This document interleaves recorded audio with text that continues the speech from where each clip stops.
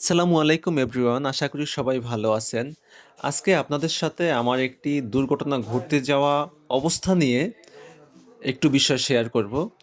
সেটা হচ্ছে অন্যান্য দিনের মতো আমি নারায়ণগঞ্জ ফতুল্লা থেকে ২৫০০ গোপালদিতে আমার টেক্সটাইল মিলে বাইকে চড়ে যাচ্ছিলাম।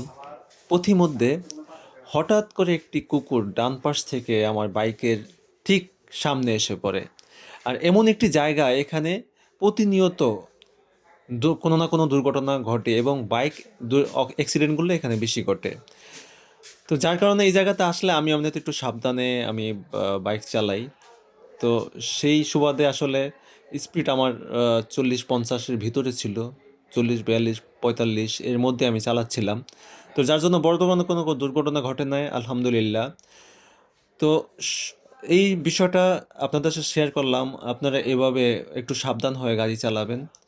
যেহেতু যারা অনেকেই বাইক নিয়ে চলাচল করেন, আমিও নিয়মিত রাস্তাঘাটে বাইক নিয়ে চলাচল করি। এটা আমার কাছে ভালো লাগে।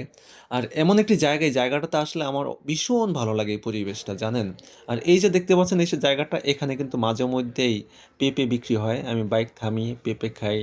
অনেক দীর্ঘ নিঃশ্বাস নিয়ে, বুক ভরে নিঃশ্বাস নিয়ে তারপরে এখান থেকে আমি যাই। আপনাদেরও এমন অভিজ্ঞতা আছে কিনা একটু শেয়ার করবেন।